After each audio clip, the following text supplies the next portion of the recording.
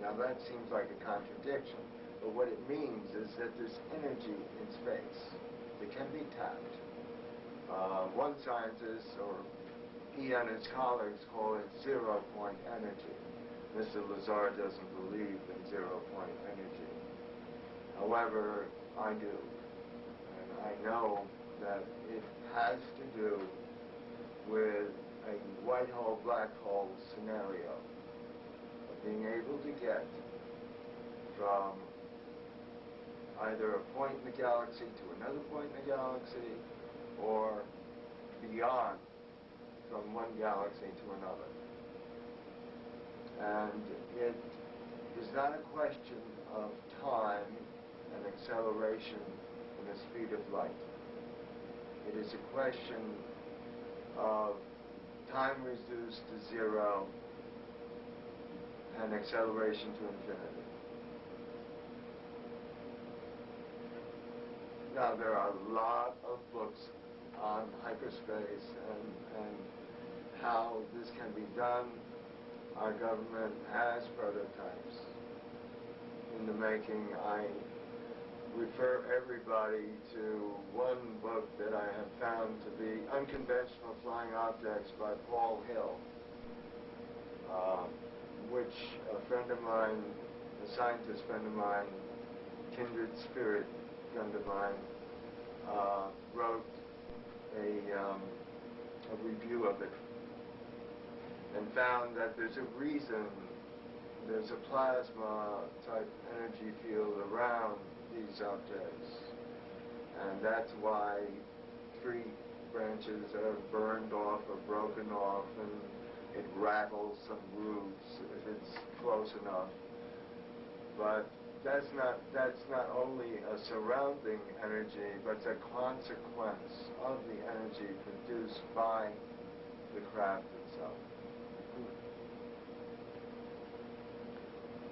Now, I can't speak in deliberate, like, how we build one, because then, I mean, you have more information on what I did than I have ever provided in the book. But if you want to reel some of it off, I'd be glad to say yes and no, or, you know, if you would. But then I want to get to the real reason for this book, is that we are at a crossroads now. We don't have time to think, oh, we have loads of time, the world is not coming to an end, we're not going to pollute it. Massive infertility has already started. We have overpopulation, but now we have fertility clinics popping up like mushrooms. What do you know? And by the way, the Cassini mission, I hope the president cancels it. I have advised everyone I know to speak out against it. It's the first mission that's carrying 72.3, get this, pounds of plutonium dioxide. Getting back to the more than ever any other mission. Getting back to the ET agenda here, was it just one ET group that no, you had experience with? Well, no, I had experiences with the Greys. By the way, the government groups them into the Grey group, or Greys, the Nordics, and then there are other interested. There's a Semitic group that landed at Holloman Air Force Base. I won't go into any details. I was once accused of knowing too much. I don't know how one knows too much. What is the full agenda on the abduction scenario? Do you know that? I think it's because human beings are beginning to change. We are evolving. Our minds and consciousness are evolving. Book editors say people are looking for new spiritual roots. It isn't because they haven't found God. They've found God. But there's so much more to God than we're able to give people in their churches. and they feel an emptiness. And this is the first step toward a new consciousness. Did the beings discuss their theories on God with you, or death, for that matter? Yes. What did they say? What did they say?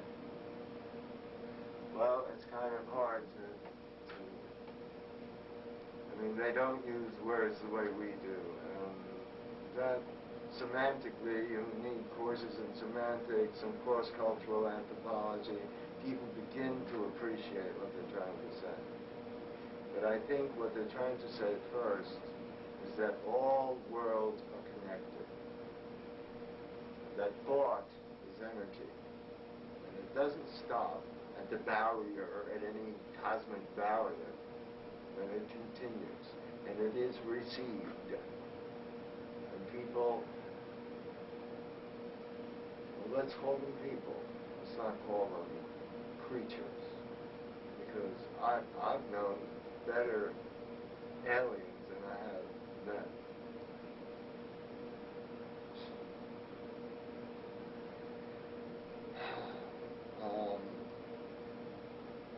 I'm trying to get to what basically the book is about. It's about love and something that we can't do without, and that's hope. Hope for a future, a viable legacy for the children of this world, who, by the way, are dying.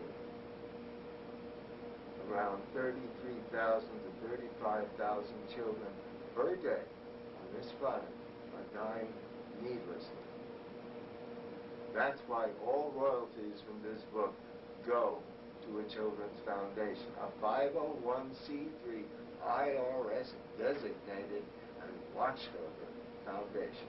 I've been accused of, he's got the money for himself. I don't want money. I want more knowledge. I'm always seeking knowledge. But I want people to become aware that we're at a crossroads. We have to take a giant step. We have to stop digging up dirt about each other, because I have a lot of personal dirt on a lot of people. Why would I use it? I wouldn't. No, never. Yeah, I know there's... have some of my critics come crashing down, but I don't want that. Well, I think because their feeble efforts and their slanting of it, it's so silly. It's so silly. Bob Dean, who's a pretty good guy, a really good guy, said at the Roswell Convention, why don't we just stop taking swipes at each other? Why don't we just stop that? I'm not a ufologist. I'm a scientist. Well, for one thing, I don't feel I have to defend myself against anything. And I agree. And you found out more information than even I realized you knew. Well, I did some digging, and other people have done some digging. Unfortunately, their digging didn't come up with certain facts that came out to be true. In the right places. But the point is, I wasn't